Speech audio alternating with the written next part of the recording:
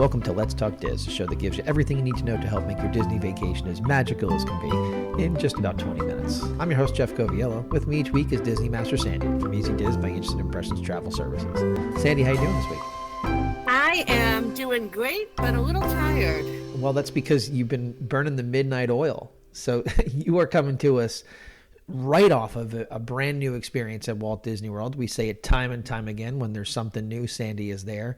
And last night, you spent some time over at Disney's Hollywood Studios to experience their new holiday event, Jollywood Nights. I did, and let me tell you, it wouldn't be Disney if they didn't pull out all the stops, and they certainly tried once again last night. Well, so you're coming to us from property. You are in your hotel room. You were there last night. Give us a breakdown of when this evening event takes place. It started last night, November 11th, 2023. It'll run 10 select nights all the way through December 20th, 2023. It's 8:30 p.m. to just after midnight. It runs till 12:30 a.m. And we know that means you can still shop and catch the end of some things going on, your last ride. And so, it's a late night getting back to your hotel. And just so there's no confusion, this is in addition to Mickey's Very Merry Christmas Party. So this season, we've got two parties to keep us burning the midnight oil and feeling some real special things. Well, and as you said, it is in addition to Mickey's Very Merry Christmas Party, but that also means it's in addition to your regular park ticket. So it's not something you can experience by just having a ticket to Hollywood Studios for the day. So give us the price point for it. It is $159 to $189 plus tax per person, and they are getting really, I don't want to say strict, I want to say great about clearing the park for those that have paid extra for the party. And I know we'll cover it in a couple of weeks, but the night before I was at Very Merry Christmas Party, and it's always an interesting kind of mix. I get a little torn which way to feel. Happy for all those that have paid the extra money, that they're doing a great job clearing the park and getting everything ready to go, or sad for those that didn't know and didn't plan and are feeling like their night was cut short. Well, you can feel sad for those folks, but the reality is that's part of why we do this show, is that they should be reaching out to folks like yourself to make sure that they're steered in the right direction, because those calendars are published. We do know when those dates are. As you said, there are 10 nights between now and December 20th. So reach out to your travel specialist, especially if you have a vacation plan during that time period, so you know when it is. But tell us exactly, what is Jollywood Nights? It is Disney's Hollywood Studios' new holiday party, and it's Hollywood Glam meets Holiday Cheer is the tagline they're using. Okay. And it's really that opportunity, again, that late night to see some unique things. They've got new shows, new entertainment, characters, and of course, super short lines. Yeah, that's my favorite part. Every holiday party is a little bit different in what's included. This one has no food, no drinks included, but they do include photo pass for that evening only, as well as a special keepsake ornament. That's cool. I like the photo pass element to it too, because as we just went to the Not So Scary Halloween party, and those are things I kind of wish we did have. So that I like that that's thrown in there, and the ornament's fun too. As a family that gets an ornament every year, that would be a fun little way to grab ours for that year. Definitely. All right. So before we break it down, I guess just give us a quick summation of your overall impressions of what we had. It had some great elements to it. I think it's a party that has a lot of potential. And one of the things that I always love, and I think it's important for people to really see this, I coincidentally, for the two new stage shows, happened to end up in the very back of the theaters, which great view, totally fine being in the back. But what it meant was standing along the wall behind me and sitting in the row in front of me were management teams and the creative teams for the show. Okay. And I bring that up because this isn't just a job. These aren't people pushing paper and getting through. These are people who believe in their craft, believe in the magic. You could see the angst as they were waiting for that first curtain to go up, and the pride during the show and the celebration among them as we were all filing out of the theater. You knew like their heart were in these things, which is really what creates Disney magic. So kudos to the teams, everything from sound, lighting, entertainment, music, the actors. It really does take a team of phenomenally creative people, Imagineered people, and they pulled off some amazing things. The two new shows are beyond incredible. If you're not going to make it to Jollywood or you can't decide, definitely check out our YouTube channel. I brought you both shows because they were just so great. But, you know, it's a new event. And like every new event, it has some room for improvement. And if you're a Disney person, you know that the surveys are already going out. They want your feedback. And I'll be honest, whether they want it or not, they're getting it. It was interesting, you know. I got on a bus last night, headed back to the resort after, and I will readily admit this was not me, but I did enjoy this. As the bus pulled out of the parking lot, some woman said, "Hey, everybody, what do you think? Give me all your feedback." I have no idea if she was a blogger or who she was, but it was great to hear all the comments, and they were all very spot on with my take for the evening. What areas do you think that there was room for improvement specifically? I'll start with the map. I know that sounds like a silly spot to start. Well, not really, because it's not your typical park experience. So if there's different things set up in different spots, that's kind of an important feature.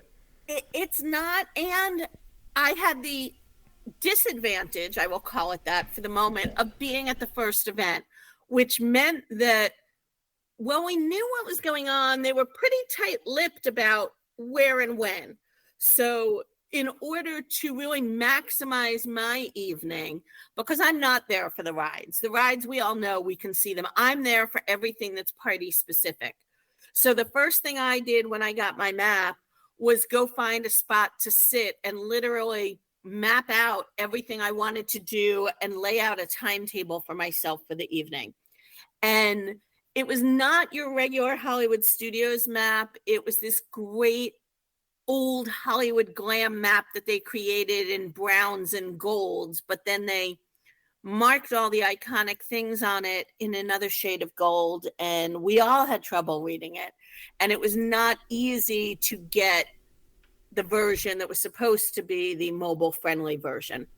The other thing for mega planners like me, when you have entertainment and you use the word intermittently throughout the night instead of a time schedule, you make us bonkers. I get that. Thankfully, the creative teams that were there, who are supposed to kind of blend in their outfits, but enough years of doing this, I can pick them out. I was able to, when I got to a location and there clearly was no entertainment occurring, I could say, when will it be back? And they were able to tell me the next time, but not all the times for the evening. So again, because you want to really pack everything into those 4 hours, knowing what time things are going to occur, because if you're not doing rides and you're really there for the entertainment, I was trying to squeeze 7 things into 4 hours, which doesn't sound like a lot until we get to talking about the shows and really making the tough decision. They were phenomenal, but they were long. You're leading me into where I really think we should go next, which is the show aspect of the evening. So I know you had talked about the management team. You had talked about how they were amazing. So give us the breakdown of the shows. So the first show that you're all going to want to see, there's zero doubt that all of the Nightmare Before Christmas theme fans are going to love this. It's in, I still call it the American Idol Theater, the theater with currently the Frozen sing-along, is entitled What's This? It is intended as a Nightmare Before Christmas sing-along. It even at certain points had, the lyrics on the screen and the color bouncing along to encourage you to sing. There was definitely a lot of moving in the seats, but it was Broadway caliber show, and you didn't necessarily want to sing because you felt that wasn't appropriate. But I was wowed by that show and by the effects, the surprise appearances from some of your favorite characters. And if you've been to that theater probably for anything in the last 10 years except for the opening day, you'll know it seats 1,000 people. It is never full. There were 4 shows last night and every seat was taken. Wow. And I'm not a huge Nightmare fan, but I could have watched that show multiple times except for the length. I will say the 2 shows were really a commitment. They were each just over 20 minutes. And when you account for getting to the theater, they started seating about 15 minutes before the show, and then getting out of the theater and moving on to your next thing. The 2 shows put together took up almost a third of my time for the night. Wow. That's a lot. Definitely worth every minute of it. But it's a lot of time. To consider. Yeah, definitely. Okay. What other shows? In the Beauty and the Beast Theater, the Hollywood Theater of the Stars, they had Disney Holidays in Hollywood. And again, another phenomenal show. This one had an 8-piece live band. And so I love that true entertainment behind it. It had a little bit of spoiler alert here. Visit from Mickey and Minnie, co-hosted by Kermit and Miss Piggy, and a visit from Princess Tiana. Very cool. And that's in the theater. That's for folks that are trying to place it. The Beauty and the Beast Theater. Give us the location for folks that are spinning around right now. Up Hollywood Boulevard as you're headed to Tower of Terror. Very big theater as well. Very big theater, seats 1,500. And again, it was full because it's new, it's exciting. I will say, don't be afraid to ask where you're going, and don't just assume that you're in the right spot getting online. Yeah, that's true.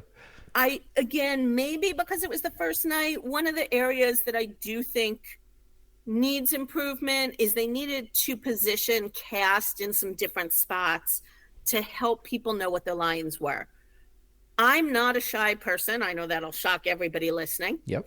And I twice, while trying to get to this show, when I saw the long line that I thought was to get in the theater, and I said, "Are you online for the show?" I was told yes. And both times after a minute or two, the person in front of me would turn to me and say, "I had asked too, but now they're saying this is the line for." One of them was an outrageous line for merchandise, if you wanted to get the one and only Jollywood Nights item being sold. And the second line was a photo line.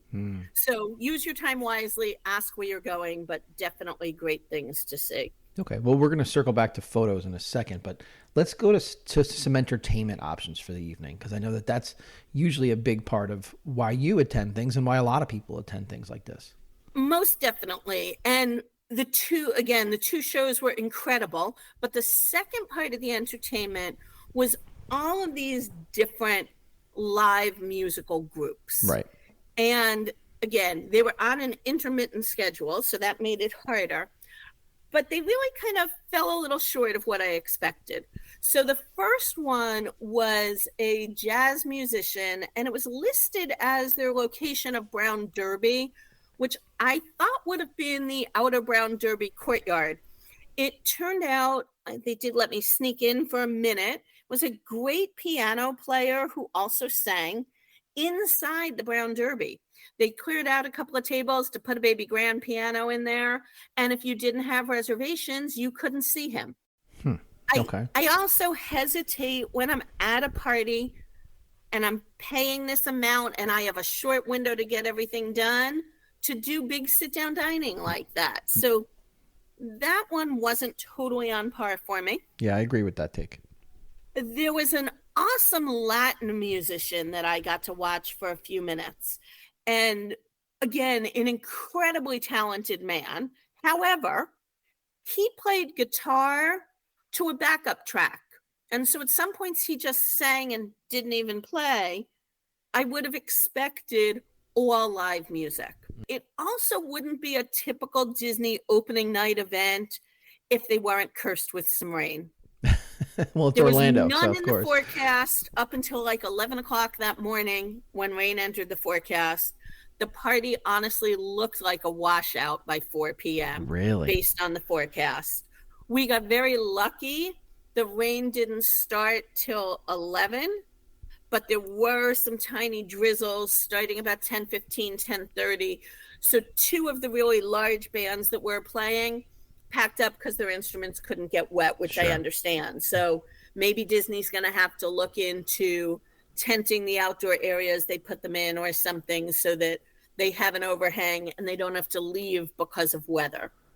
Yeah, I would imagine that they need to reevaluate that because Orlando, you have that conversation. I didn't know it was supposed to rain. Well, nobody else did either, but it rains all the time. So it's just one of Most those, definitely. just one of those things.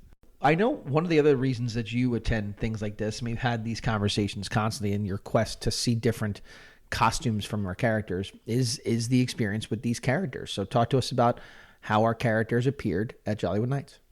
They definitely had substantially less characters than you'll find at the Christmas party or Halloween party. So if this is all about characters for you, this may not be the party. Okay. They did have a couple of more older, unique characters. The Rescue Rangers were out, and they really divided the characters into 3 areas. The unique characters were all around the lake.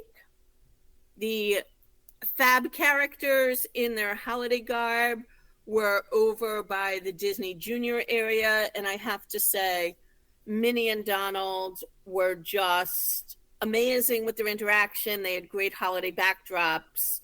They did have quite a line, but they were worth the wait. And then they had 2 characters out from The Incredibles, Frozone and Edna Mode, and I will say they were the best kept secret.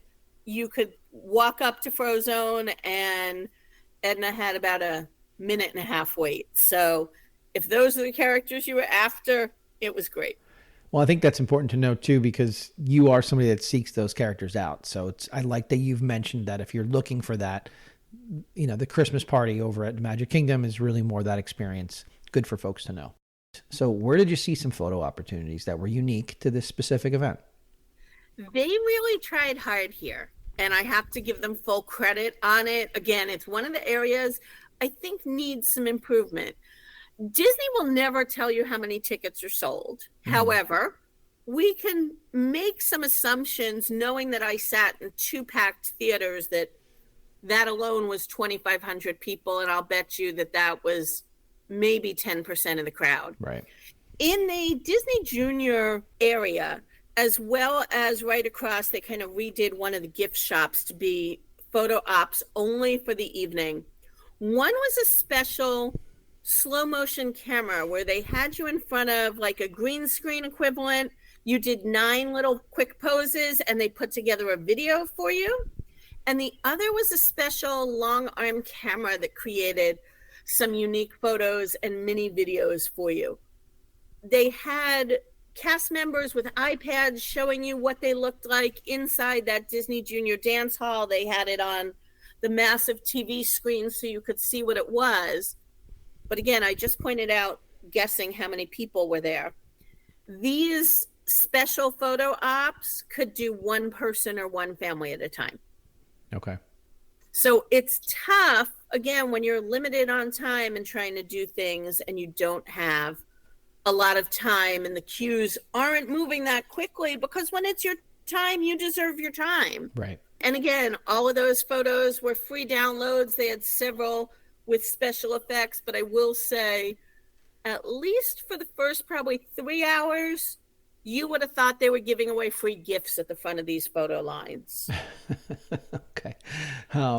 Let's segue over to the attractions portion of the evening. I know that you said that this was not really something that you were attending for the attractions, but people have questions, especially about, high traffic, high volume, very desired attractions like Rise of the Resistance. Talk to us about anything specific to this evening that we need to know about the attractions. So I did look at wait times several times throughout the night.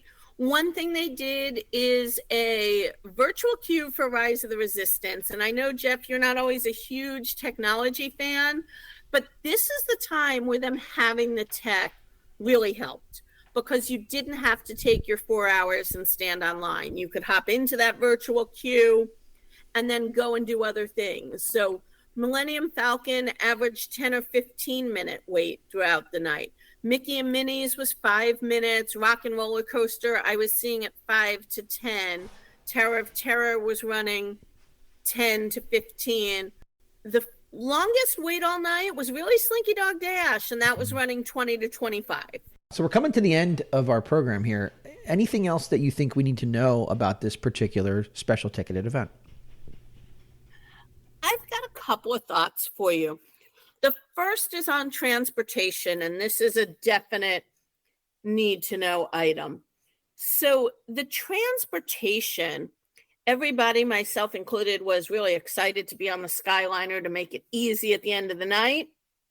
Well, they got us there, because the only transportation running was buses. So Skyliner resorts, boat resorts, you're out of luck. You needed to take a bus. That's a big deal. A big deal and a big surprise. Yeah. It was not published anywhere. Oh, man. Okay. Well, if you didn't know, certainly, regular guests didn't know. So now we know. What else? It was definitely a lot about the dress, and I don't want to stress anybody out. You definitely don't have to be dressed up, but I think I could have spent the night watching all the people in the various dress to meet the Hollywood glam. There were lots of sequins, lots of holiday outfits, lots of old Christmas storytelling kind of outfits. Again, if I had the time, I would have made photos and videos just of people's outfits for the evening. Well, that's cool. So if that's your thing, then come prepared. I do give credit to all the ladies who wore 3 to 5 inch heels all around the park all night. I don't know how you did it. I don't know that I'd go credit. I mean, that sounds like a mistake, no matter how you slice it. Any last bit things that you want to say? Maybe go over the times and the prices one more time. I think one of the things to consider that I was keeping in the back of my mind all night was, how does this compare to Hollywood Nights, not to be confused with Jollywood Nights, that they've had in the past? We actually have an episode all about it. I'll mark it in the show notes if you haven't heard it before. And they're bringing it back for spring of 2024. That's $155 to $175 a person. So a few dollars less, not hugely different. It is a 7 p.m. entrance, and it runs from 9:30 to 12:30. So if you're missing this, or all the extra entertainment wasn't what you're in for in the spring, just for the rides, that's definitely an option for you. Well, like we always say, when something new hits Walt Disney World, you were there to experience it. You were among the very first ever to experience this, because you were there at its very first evening. Thank you for biting the bullet and experiencing this wonderful experience for yourself, and then sharing it with the rest of us so that we can plan accordingly. Have a great week. You as well. And that's a wrap this week on Let's Talk Diz. If anyone you know could benefit from this or any show, please share on your Facebook and Instagram for other Disney fans to enjoy. And don't forget to reach out to the folks at Easy Diz by Instant Impressions Travel Services for any Disney destination planning. Make it a great week. And as always, keep making memories.